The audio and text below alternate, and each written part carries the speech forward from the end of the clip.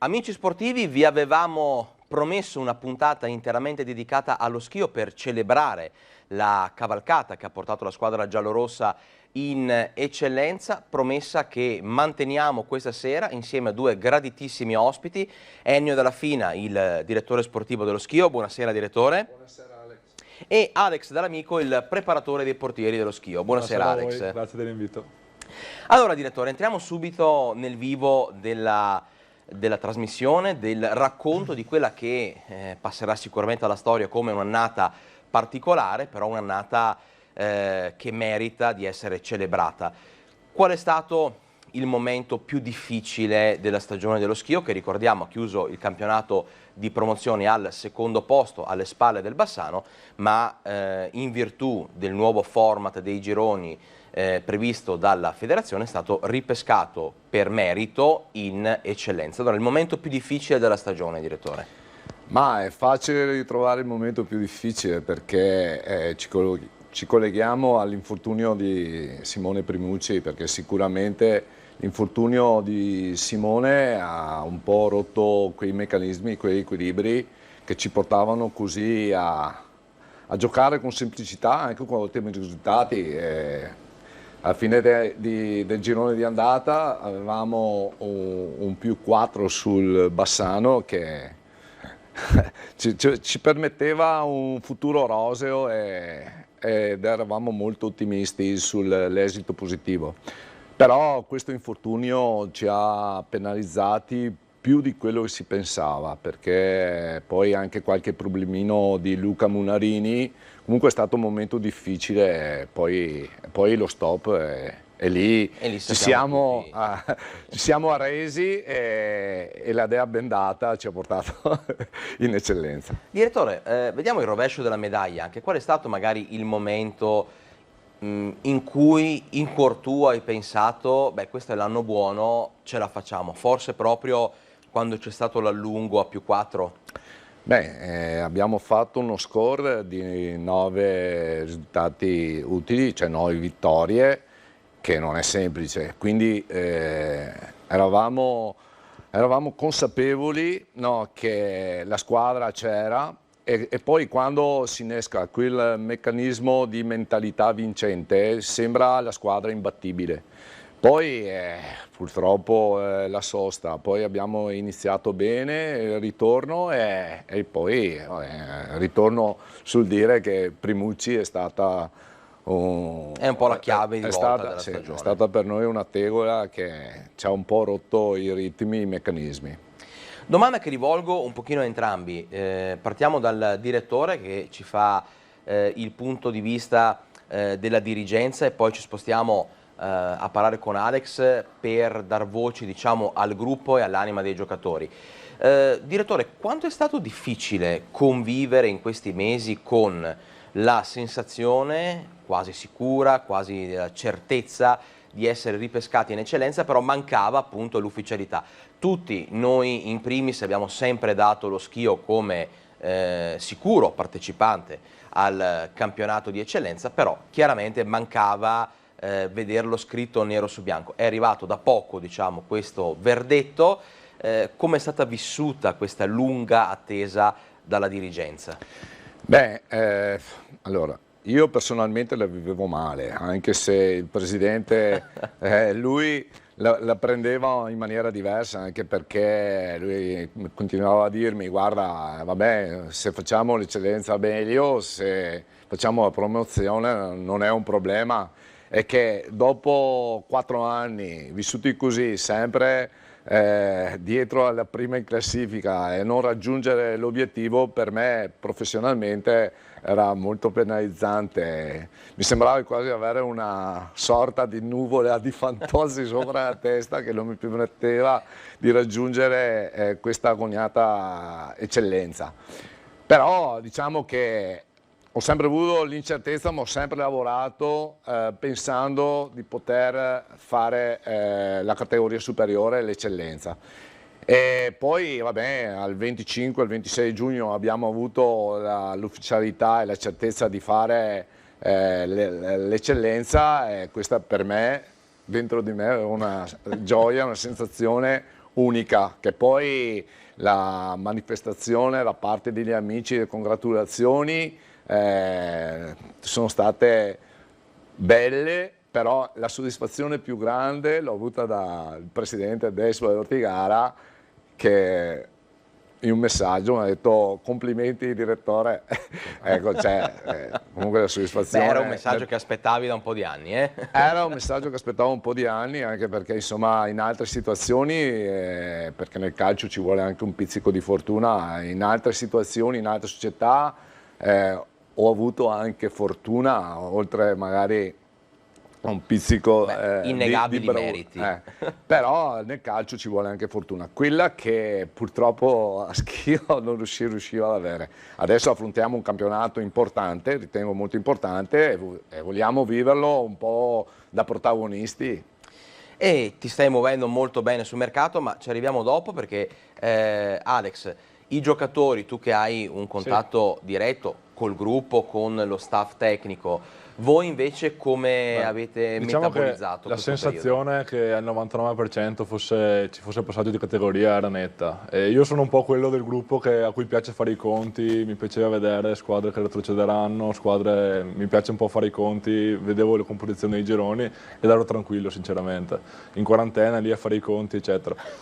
E quando c'è stata l'ufficialità del passaggio da 16 a 18 squadre, penso lì non ci sarebbero più stati dubbi, perché ci siamo meritati di essere al primo posto di ripescaggi, con il secondo posto con il maggior numero di punti e la semifinale di Coppa che riteniamo potesse essere una bella occasione per noi, anche quella per il passaggio di categoria.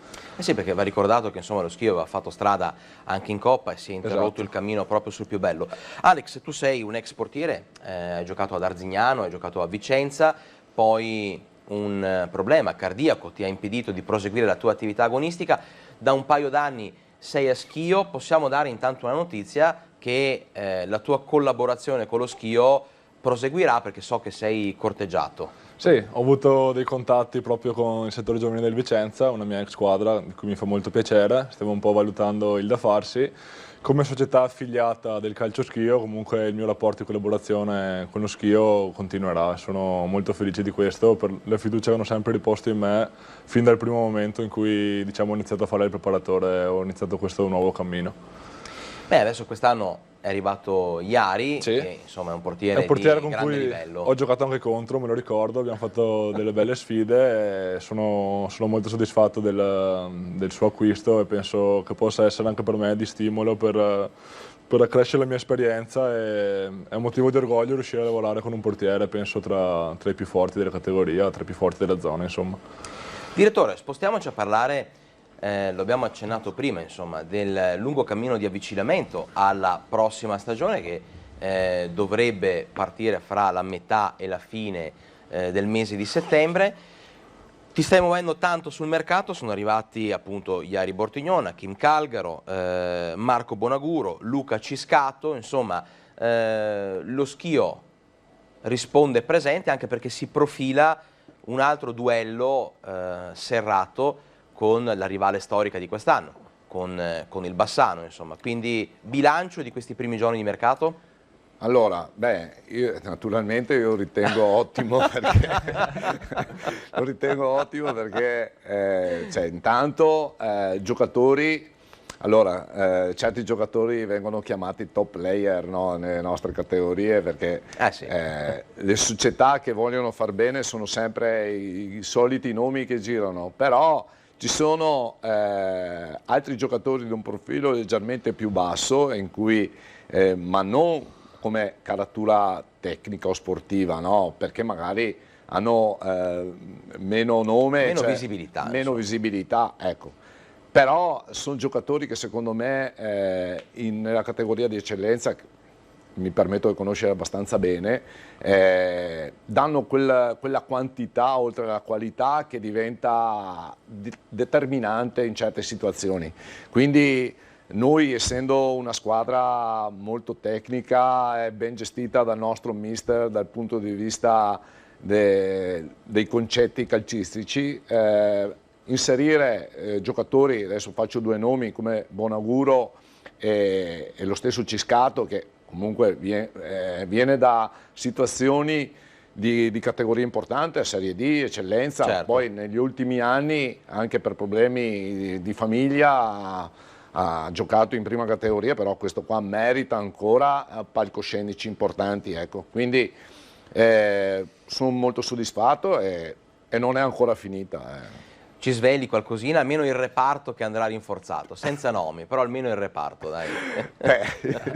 I sogni sono di giocatori di categorie importanti, però sappiamo che noi siamo una realtà che segue un profilo abbastanza basso, cioè step by step, cioè piccoli passi che però mirati. Quindi noi in questo momento stiamo cercando un centrocampista che dia un po' di qualità e geometrie, ecco, anche perché insomma dovremmo, e mi auguro, riconfermare il nostro gioiello che è Ferretto. Mi auguro in questi giorni di poter parlare con lui e chiudere, anche perché insomma abbiamo fatto un percorso insieme con Ferretto, vorrei continuarlo e magari Abbiamo lanciato l'appello, allora. abbiamo lanciato l'appello, poi vediamo, insomma, c'è anche qualcos'altro che bolle in pentola, vediamo se riusciamo Beh, a ma ci concretizzare. terrai aggiornato Ma sicuramente. certo, certo.